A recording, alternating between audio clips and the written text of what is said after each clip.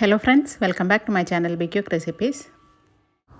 ഇന്ന് ഞാൻ വന്നിരിക്കുന്നത് ധാരാളം ആരോഗ്യ ഗുണങ്ങളുള്ള ബാർലി കൊണ്ടുള്ള ബ്രേക്ക്ഫാസ്റ്റ് റെസിപ്പിയുമായിട്ടാണ്. വളരെ എളുപ്പത്തിൽ നമുക്കിത് ഉണ്ടാക്കിയെടുക്കാനായിട്ട് പറ്റും. ധാരാളം പ്രോട്ടീൻസും ഫൈബറും ഒക്കെ അടങ്ങിയിരിക്കുന്ന ബാർലി ഡെയിലി നമ്മുടെ ഭക്ഷണത്തിൽ ഉൾപ്പെടുത്തുന്നത് വളരെ നല്ലതാണ്. അപ്പോൾ ഈ ഒരു റെസിപ്പിക്കായിട്ട് 1/2 കപ്പ് ബാർലിയാണ് ഞാൻ എടുത്തിരിക്കുന്നത്. നിങ്ങളുടെ കയ്യിൽ ബാർലി പൊടിയാണുള്ളതെങ്കിൽ അത് ഇതേ അളവ് തന്നെ എടുത്താൽ മതി. പിന്നെ വേണ്ടത് ഉഴുന്നുപരിപ്പാണ്.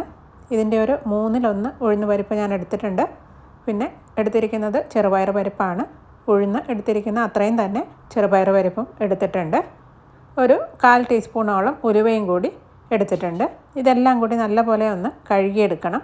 അതിനുശേഷം നമുക്കിതൊരു 4-5 മണിക്കൂർ ഒന്ന് കുതിർക്കാനായിട്ട് വെള്ളമൊഴിച്ച് വെക്കണം. അപ്പോൾ ഇത് നല്ലപോലെ തന്നെ കഴുകിയതിന് ശേഷം ഞാൻ കുറച്ച് വെള്ളമൊഴിച്ച് വെച്ചിട്ടുണ്ട്. ഇതൊന്ന് കുതിർക്കാനായിട്ട് മാറ്റി വയ്ക്കുകയാണ്. 5 മണിക്കൂറോളം കഴിഞ്ഞിട്ടുണ്ട്.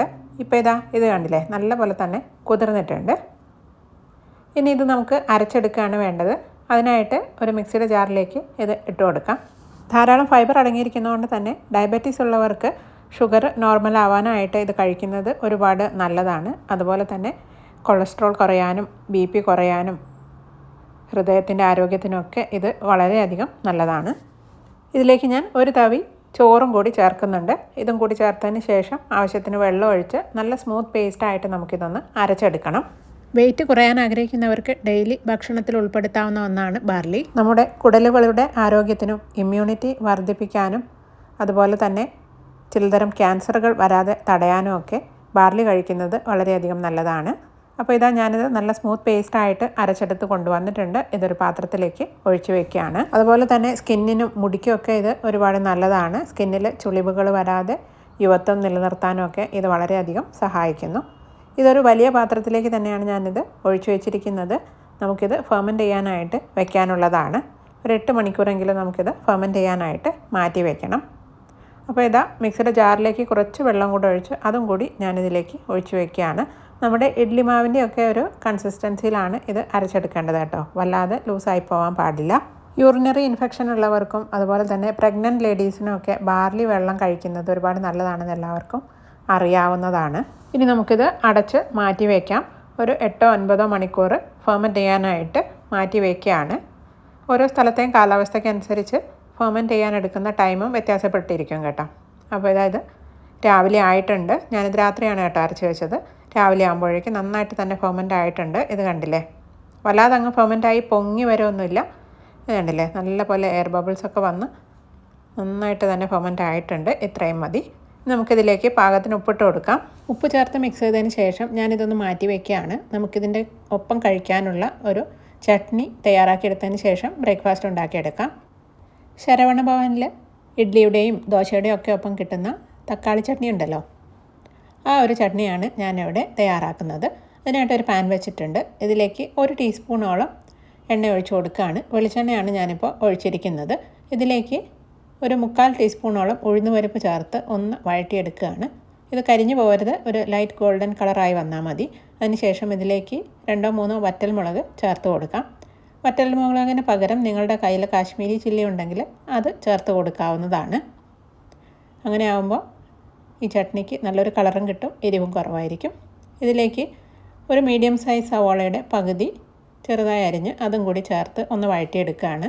ഇത് ഒരുപാട് അങ്ങ് വഴറ്റി ബ്രൗൺ കളറാക്കി എടുക്കുകയൊന്നും വേണ്ട, ഒന്ന് സോഫ്റ്റായി കിട്ടിയാൽ മതി.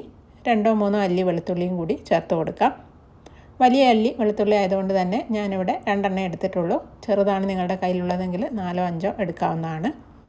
സവാള ആവശ്യത്തിന് വഴന്നു വന്നിട്ടുണ്ട്. ഈ സമയത്ത് നമുക്ക് തക്കാളി ചേർത്ത് കൊടുക്കണം. 2 മീഡിയം സൈസ് തക്കാളി സ്ലൈസ് ചെയ്തത് ഞാനിതിലേക്ക് ചേർത്ത് കൊടുക്കുകയാണ്. നല്ലപോലെ പഴുത്ത തക്കാളി തന്നെ ചേർത്ത് കൊടുക്കുന്നതാണ് നല്ലത്. ഈ തക്കാളി നന്നായിട്ട് തന്നെ വെന്ത് ഉടഞ്ഞ് കിട്ടണം, അതുവരെ വേണം വഴറ്റിയെടുക്കാനായിട്ട്. ഇപ്പോൾ കണ്ടില്ലേ, തക്കാളി നന്നായിട്ട് വെന്ത് ഉടഞ്ഞ് കിട്ടിയിട്ടുണ്ട്. ഇത്രയും മതി. ഇതിനി നമുക്ക് അടുപ്പിൽ നിന്ന് മാറ്റി വയ്ക്കാം. ചൂടാറാനായിട്ട് മാറ്റി വയ്ക്കണം. ചൂടാറിയതിന് ശേഷം നമുക്കിത് മിക്സിയുടെ ജാറിലിട്ട് അരച്ചെടുക്കാനുള്ളതാണ്. 2-3 ഇൻഗ്രീഡിയൻസ് കൂടി അരച്ചെടുക്കുന്ന സമയത്ത് ഇതിൽ ചേർക്കാനുണ്ട്. ഇപ്പോൾ നല്ലപോലെ ചൂടാറിയിട്ടുണ്ട്. ഇനി നമുക്കിത് അരച്ചെടുക്കണം. അരച്ചെടുക്കാനായിട്ട് മിക്സിയുടെ ജാറിലേക്ക് ഇട്ട് കൊടുക്കാം. ഇതിലൊട്ടും തന്നെ വെള്ളമൊന്നും ചേർക്കേണ്ട ആവശ്യമില്ല കേട്ടോ.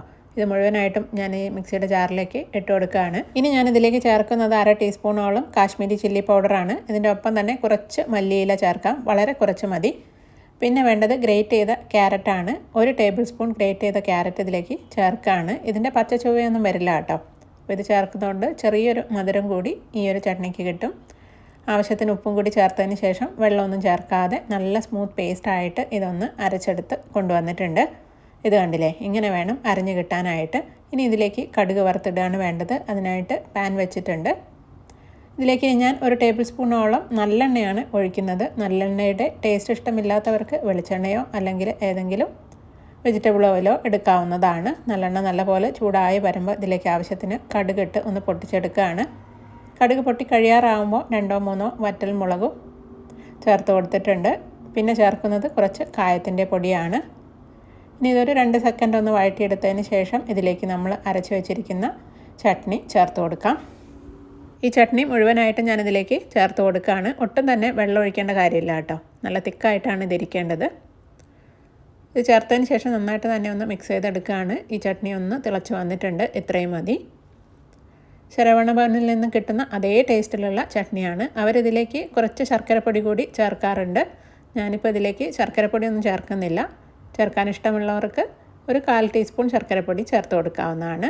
അപ്പോൾ ഞാനത് അടുപ്പിൽ നിന്നും മാറ്റി വെച്ചിട്ടുണ്ട്. ഇനി നമുക്ക് നമ്മുടെ ബ്രേക്ക്ഫാസ്റ്റ് ഉണ്ടാക്കാനായിട്ട് തുടങ്ങാം. ഈ ഒരു മാവ് കൊണ്ട് നമുക്ക് 3 തരത്തിൽ ബ്രേക്ക്ഫാസ്റ്റ് ഉണ്ടാക്കിയെടുക്കാനായിട്ട് പറ്റും.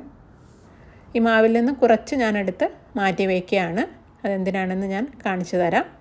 ഇനി ബാക്കിയുള്ള മാവിലേക്ക് കുറച്ച് ഇൻഗ്രീഡിയൻസ് ചേർക്കാനുണ്ട്. 1/4 ടീസ്പൂൺ ചെറിയ ജീരകം ചേർത്തിട്ടുണ്ട്. പിന്നെ ചേർക്കുന്നത് 1/2 ടീസ്പൂൺ കായത്തിൻ്റെ പൊടിയാണ്. 1 ടീസ്പൂണോളം വെളുത്തുള്ളിയും ഇഞ്ചിയും കൂടി ചതച്ചത് ചേർക്കുകയാണ്. 1 പച്ചമുളക് ചെറുതായി അരിഞ്ഞതും കുറച്ച് കറിവേപ്പില ചെറുതായി അരിഞ്ഞതും കൂടി ചേർക്കാം. പിന്നെ വേണ്ടത് ഒരു ചെറിയ കഷ്ണം സവോള ചെറുതായി അരിഞ്ഞതാണ്. അതും കൂടി ഇതിലേക്ക് ചേർക്കുകയാണ്. 2 ടേബിൾ സ്പൂണോളം ഗ്രേറ്റ് ചെയ്ത ക്യാരറ്റും കൂടി ഇതിലേക്ക് ചേർക്കുകയാണ്. നിങ്ങൾക്ക് ഇഷ്ടമുള്ള വെജിറ്റബിൾസ് ഒക്കെ ഇതിലേക്ക് ചേർക്കാവുന്നതാണ്. കൂടുതൽ ഹെൽത്തി ആവും. കുറച്ച് മല്ലിയില കൂടി ചേർക്കാം. ഇതിലേക്ക് സ്വീറ്റ് കോൺ ചേർക്കാം, ക്യാബേജ് ചേർക്കാം, പാലക്ക് ചേർക്കാം, അതേപോലെ തന്നെ മുരിങ്ങയില ചേർക്കാം. അങ്ങനെ നിങ്ങൾക്കിഷ്ടമുള്ള ഏത് വെജിറ്റബിൾസും ചേർത്ത് കൊടുക്കാവുന്നതാണ്. ഞാനിപ്പോൾ ഇത്രയും ചേർത്തിട്ടുണ്ട്. ഇതെല്ലാം കൂടി നന്നായിട്ട് തന്നെ ഒന്ന് മിക്സ് ചെയ്തെടുക്കുകയാണ്. അപ്പോൾ ഇത്രയേ ഉള്ളൂ, നമ്മുടെ ബാറ്റർ ഇവിടെ റെഡി ആയിട്ടുണ്ട്. ഞാനിപ്പോൾ ഇത് ഉണ്ണിയപ്പച്ചട്ടിയിലാണ് ഉണ്ടാക്കിയെടുക്കുന്നത്. ഉണ്ണിയപ്പച്ചട്ടി ചൂടാവാനായിട്ട് വെച്ചിട്ടുണ്ടായിരുന്നു. നല്ലപോലെ ചൂടായിട്ടുണ്ട്. ഇതൊരു നോൺ സ്റ്റിക്കിൻ്റെ ഉണ്ണിയപ്പച്ചട്ടി ആയതുകൊണ്ട് തന്നെ ഒട്ടും തന്നെ എണ്ണയോ നെയ്യോ ഒന്നും തന്നെ ആവശ്യമില്ല. ഇഷ്ടമുള്ളവർക്ക് എണ്ണയോ നെയ്യോ ഒക്കെ ഒഴിച്ച് ഉണ്ടാക്കിയെടുക്കാവുന്നതാണ് കേട്ടോ. അപ്പോൾ ഇത് നല്ലപോലെ ചൂടായതിന് ശേഷം ഞാനിതൊരു മീഡിയം ഫ്ലെയിമിലേക്ക് വെച്ച് കൊടുത്തിട്ടുണ്ട്. ഓരോ കുഴിയിലേക്കും മാവ് കോരി ഒഴിച്ചു കൊടുക്കാം. ഇനി ഇത് അടച്ചു വെച്ച് ഒന്ന് വേവിച്ചെടുക്കാം. അപ്പോൾ ഇതൊരു സൈഡ് വെന്തിട്ടുണ്ട്. ഇനി നമുക്കിതൊന്ന് തിരിച്ചിട്ട് കൊടുക്കാം. ഇത് പെട്ടെന്ന് തന്നെ തിരിച്ചിട്ട് കൊടുക്കാൻ പറ്റും കേട്ടോ. ഒട്ടും തന്നെ ഒട്ടിപ്പിടിക്കുകയൊന്നുമില്ല. ഇത് മുഴുവനും ഞാൻ തിരിച്ചിട്ട് കൊടുത്തിട്ടുണ്ട്. മറ്റേ സൈഡ് കുക്കാവുന്നവരെ നമുക്കൊന്ന് വെയിറ്റ് ചെയ്യാം. ഇത് കണ്ടില്ലേ, നല്ല സോഫ്റ്റാണ്, നല്ല പഞ്ഞി പോലുള്ള ഒരു ബ്രേക്ക്ഫാസ്റ്റാണ്. നല്ല ടേസ്റ്റുമാണ് കഴിക്കാനായിട്ട്. ചട്നിയുടെ ഒന്നും ആവശ്യം തന്നെയില്ല കഴിക്കാനായിട്ട്. അപ്പോൾ ഇതാ 2 സൈഡും കുക്കായതിന് ശേഷം നമുക്കിതെടുത്തൊരു സെർവിങ് ഡിഷിലേക്ക് മാറ്റാം. അപ്പോൾ ഇത് കണ്ടില്ലേ, നല്ല പഞ്ഞി പോലുള്ള അപ്പങ്ങളാണ് കേട്ടോ. നല്ല ടേസ്റ്റുമാണ് കഴിക്കാനായിട്ട്. അപ്പോൾ വളരെയധികം ആരോഗ്യ ഗുണങ്ങളുള്ള ഈ ഒരു ബ്രേക്ക്ഫാസ്റ്റ് എല്ലാവരും തയ്യാറാക്കി നോക്കണേ. കുട്ടികൾക്കായാലും മുതിർന്നവർക്കായാലും ധാരാളം പ്രോട്ടീൻസും ഫൈബറും ഒക്കെ ഉള്ള ഭക്ഷണം കഴിക്കുന്നത് ഒരുപാട് നല്ലതാണ്. കുട്ടികളുടെ വളർച്ചയ്ക്കൊക്കെ ഒരുപാട് നല്ലതാണ് പ്രോട്ടീൻസ് ഉള്ള ഭക്ഷണം കഴിക്കുന്നത്. അപ്പോൾ ഈ ഒരു ചട്നി കൂട്ടി നല്ല ടേസ്റ്റാണ് കേട്ടോ കഴിക്കാനായിട്ട്. അപ്പോൾ നല്ല സ്പോഞ്ച് പോലെയാണ് ഇരിക്കുന്നത്. നിങ്ങൾക്കെല്ലാവർക്കും ഇഷ്ടപ്പെടും. എന്തായാലും തയ്യാറാക്കി നോക്കണേ. ഒരു തുള്ളി എണ്ണ പോലും ഇല്ലാതെ നല്ല ഹെൽത്തി ആയിട്ടാണ് ഉണ്ടാക്കിയിരിക്കുന്നത്. ഇനി നമ്മൾ നേരത്തെ മാറ്റി വെച്ച മാവുണ്ടല്ലോ, ആ ഒരു മാവ് കൊണ്ട് നമുക്ക് നല്ല ഗുണ്ടുമണി ഇഡ്ഡലിയും ദോശയും ഒക്കെ ഉണ്ടാക്കിയെടുക്കാവുന്നതാണ്. അപ്പോൾ ഞാൻ ഈ മാവിലേക്ക് കുറച്ച് വെള്ളം ഒഴിച്ച് ഒന്ന് ലൂസാക്കി എടുത്തിട്ടുണ്ട്. ഇതുകൊണ്ട് നല്ല ക്രിസ്പി ദോശയാണ് ഉണ്ടാക്കിയെടുക്കുന്നത്. പാൻ ചൂടായതിന് ശേഷം ആവശ്യത്തിന് മാവ് കോരി ഒഴിച്ച് നല്ല തിന്നായിട്ട് പരത്തിയെടുക്കുകയാണ്. ഇതിന് മുകളിൽ കുറച്ച് വെളിച്ചെണ്ണയോ നെയ്യോ സ്പ്രെഡ് ചെയ്ത് കൊടുക്കാം. നല്ലപോലെ മുരിഞ്ഞ് വരുമ്പോൾ ഇത് പാനിൽ നിന്നും എടുത്ത് മാറ്റാവുന്നതാണ്.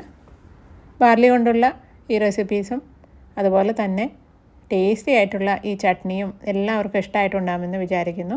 എല്ലാവരും തയ്യാറാക്കി നോക്കണേ. നിങ്ങൾക്ക് തീർച്ചയായിട്ടും ഇഷ്ടമാവും. വളരെ എളുപ്പമല്ലേ ഉണ്ടാക്കിയെടുക്കാനായിട്ട്. തയ്യാറാക്കി നോക്കിയിട്ട് നിങ്ങളുടെ ഫീഡ്ബാക്കൊക്കെ കമൻറ്റ് ബോക്സിലിടണേ. അപ്പോൾ ഈ 2 റെസിപ്പീസും ഇഷ്ടമായിട്ടുണ്ടെങ്കിൽ എൻ്റെ വീഡിയോ ലൈക്ക് ചെയ്യാനും ഫ്രണ്ട്സിനും റിലേറ്റീവ്സിനൊക്കെ ഷെയർ ചെയ്യാനും എൻ്റെ ഈ ചാനൽ സബ്സ്ക്രൈബ് ചെയ്യാനും മറക്കല്ലേ. മറ്റൊരു അടിപൊളി വീഡിയോയുമായിട്ട് അടുത്ത പ്രാവശ്യം കാണാം. Thank you. Bye bye.